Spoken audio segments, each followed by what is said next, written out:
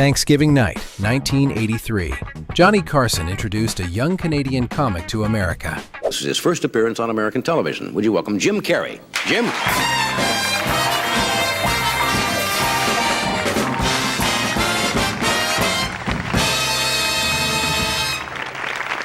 Hello? My name is Jim Carrey. I'd like to do some impressions for you tonight. Jim Carrey did well. The audience loved him. But when the act was over, Johnny Carson didn't wave him over to the couch. Back then, that little wave meant everything. It was how Johnny told the country a comic had arrived. He didn't get it. And for 8 years, he didn't forget. And you didn't come over afterwards? No, I was devastated by that.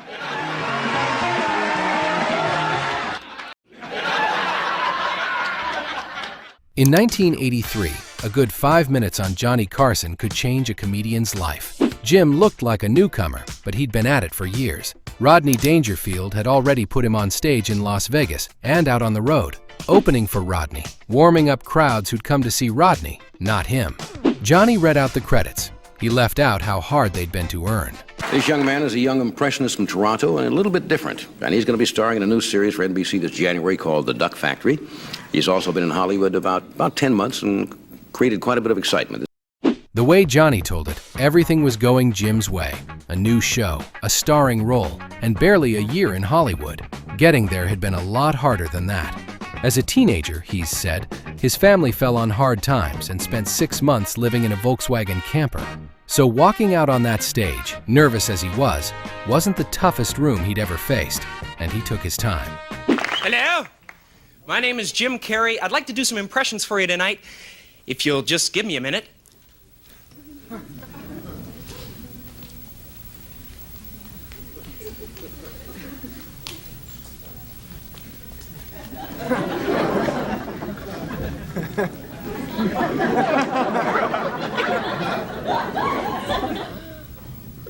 He'd start out telling you something ordinary, and then it would get away from him.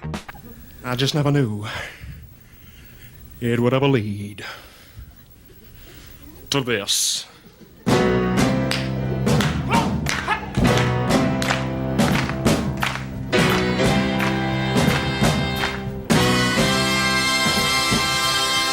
One, two, party in the county jail. Then bells and they began to wail.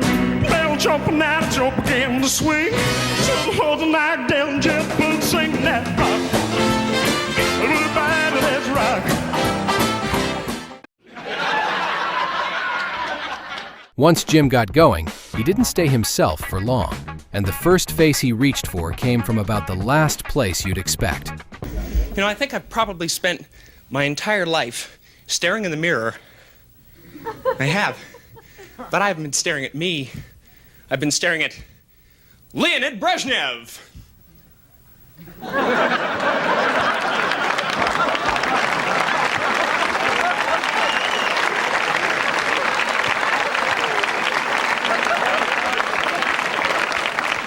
Then he came back to easier ground, the faces everyone in that room already knew by heart. Jack Nicholson. Bruce Dern.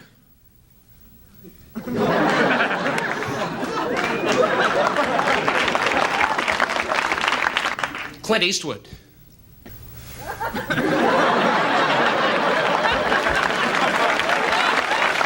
Charles Bronson.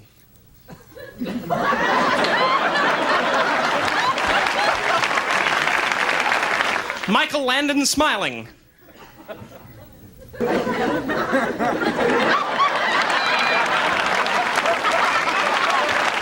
James Dean.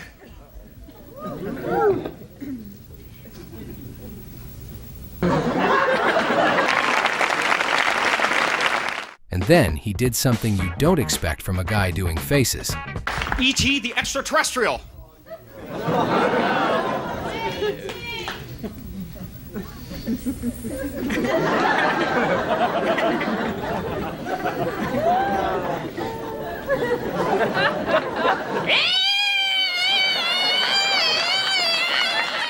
Jim saved the strangest one for last. I'd like to sing a song that came out in 1979. It was a big hit for me. And here to sing it with me, let's hear it for that hug of a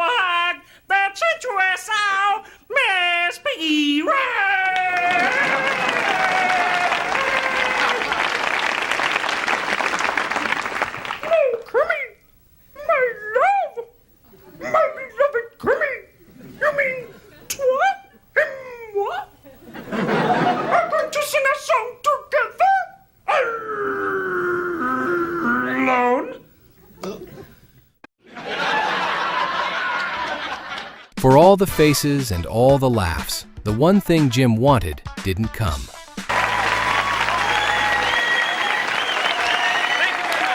Jim Carrey.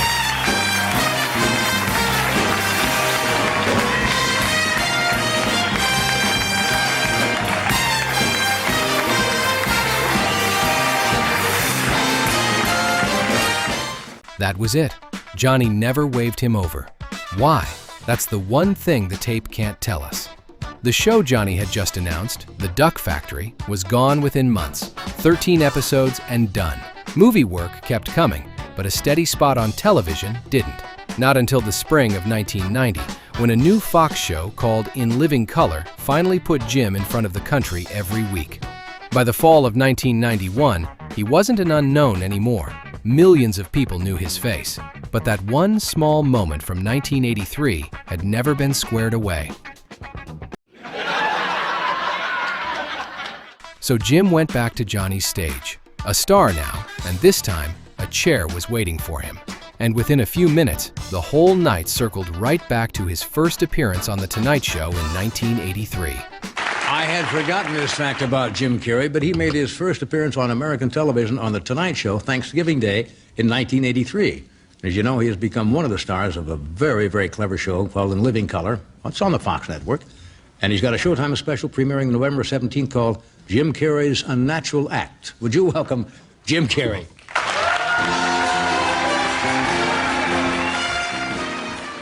For Johnny, it was a fact someone had to remind him of.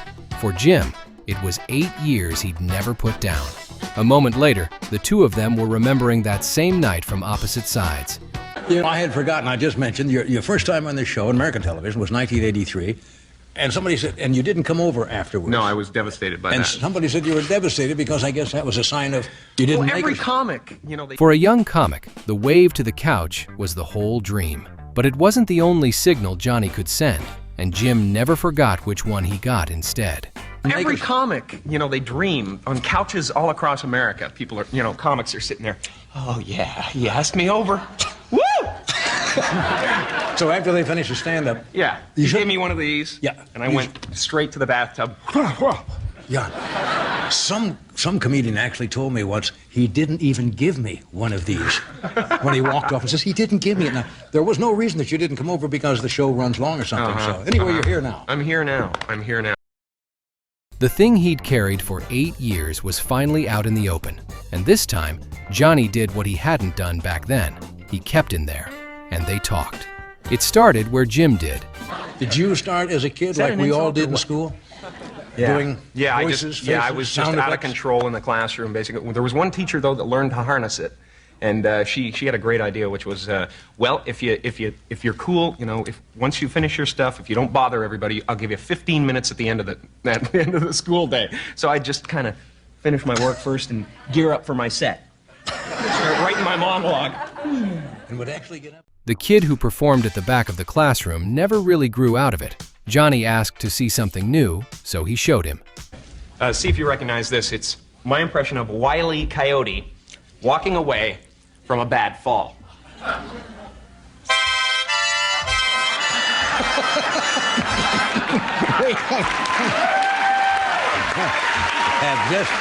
Well, that's, as I say, we're going to finish up 30 years soon. First time I've ever seen that. Johnny wanted to know where pictures like that came from. It was the night before Halloween, so Jim reached for a scene from the movie Poltergeist.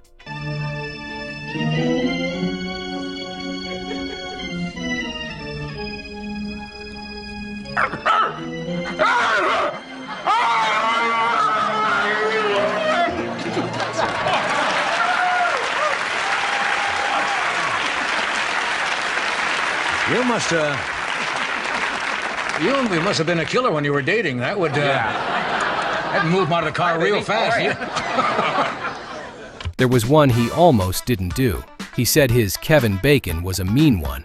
Wasn't sure he should. Okay, here we go. This may take a while.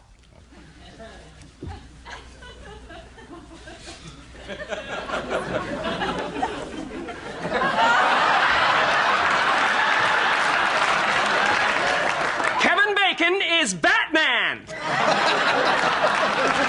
Cruel. Cruel. That was cruel, I know. By 1991, the unknown kid from Thanksgiving night had the opposite problem. Everywhere he went now, people knew the face. Everybody works so hard in this business to get recognized. And then one of the things that happens when you get recognized, you all of a sudden you want the anonymity to be able to hide out. Yeah, sure. Does that bother you? Do you like it now? Do you like the attention you get?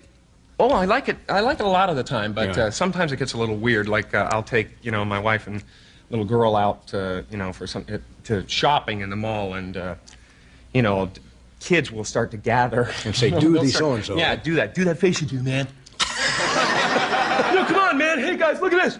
Do the thing, the face that makes everyone want to throw up. Come on, man. And it was the mention of his little girl that Johnny came back to. How old's your child?